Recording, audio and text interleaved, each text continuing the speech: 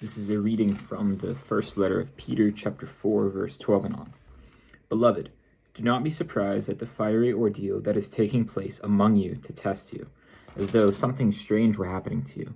But rejoice insofar as you are sharing Christ's suffering, so that you may also be glad and shout for joy when his glory is revealed. So if you're a Christian, you've probably heard this a couple times, to unite your sufferings to Christ, or whenever you suffer with Christ, or something along those lines. And it sounds really nice. Like, it sounds really good. Like, oh, like, I'm suffering, Christ suffered, I can unite my suffering with him. That's great. But, like, what does that mean? How do we do that? What's a way to think about that? So I came across this idea, kind of like meditating on Christ's suffering and prayer, of what it means to suffer with Christ. So we'll start with an analogy. If you imagine like World War II, like America, for instance, in World War II, there was a Pacific front and like a European front. I forget the exact names.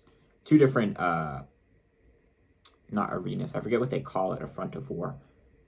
Shoot, whatever. Two different sides, right? America was fighting Japan and Germany and other countries, but like those are the main ones. So there was a similar goal of winning the war, beating fascism, beating Hitler, these powers that had collaborated against the US together. And soldiers were in different areas, different time zones, fighting kind of a different enemy, but their sufferings were united.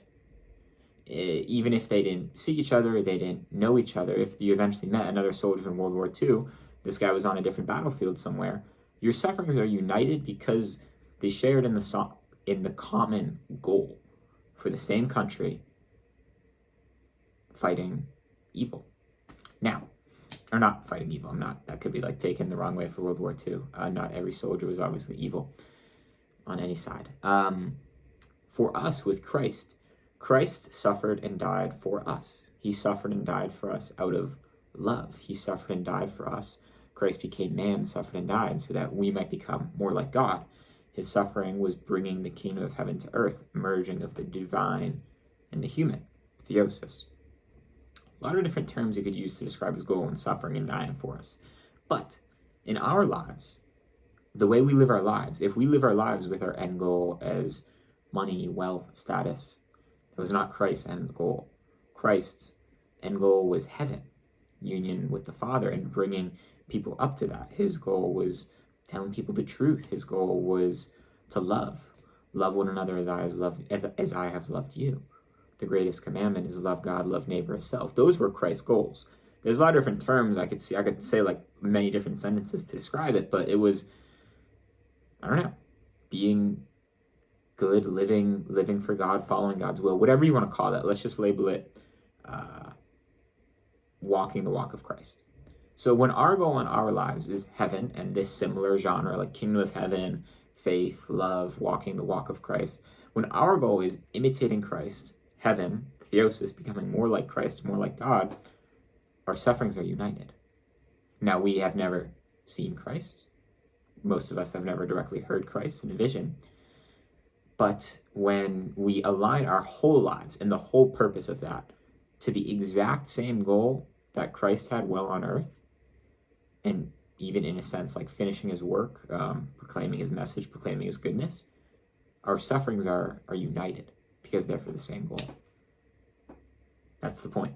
It's just one point. I'm not going to belabor the point. That's it. Aligning our sufferings to the similar goal of bringing the kingdom of heaven to earth, of heaven, of love. When we suffer with that in mind, and when we align our lives to that goal, our sufferings are united with Christ. One thing I will mention too, how I discerned this is I've been doing something called mental prayer. Look it up, Gabby Castillo. Great video on it, like hour and a half video on mental prayer, highly worth it. And it's kind of where I'm picturing a gospel scene and picturing Christ in my mind, and then I'm imagining myself asking him questions. So one scene I like to imagine is the Sermon on the Mount.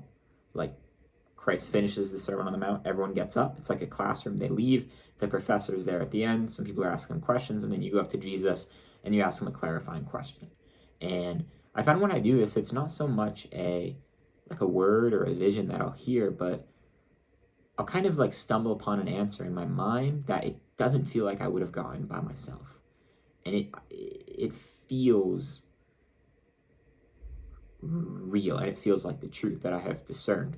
I think it was Saint Catherine, I'm gonna get it wrong. Some saint said, whenever God speaks, he moves in your heart, or something along those lines. So when I was thinking about this, like Christ's suffering, our suffering, and I felt this conviction of like this idea, like, it's like soldiers on a battlefield, or fighting for the same goal, suffering for the same goal that unites suffering.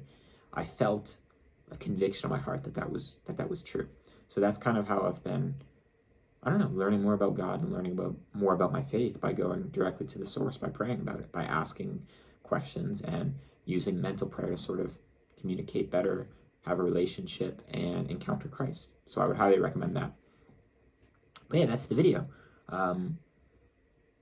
Share the same goal as Christ, and your sufferings will be united to his. There's also this idea kind of like offering up your sufferings for that goal, like specifically saying like, God, may my sufferings, may my tribulations bring me to this goal, or bring about this end. That's also something.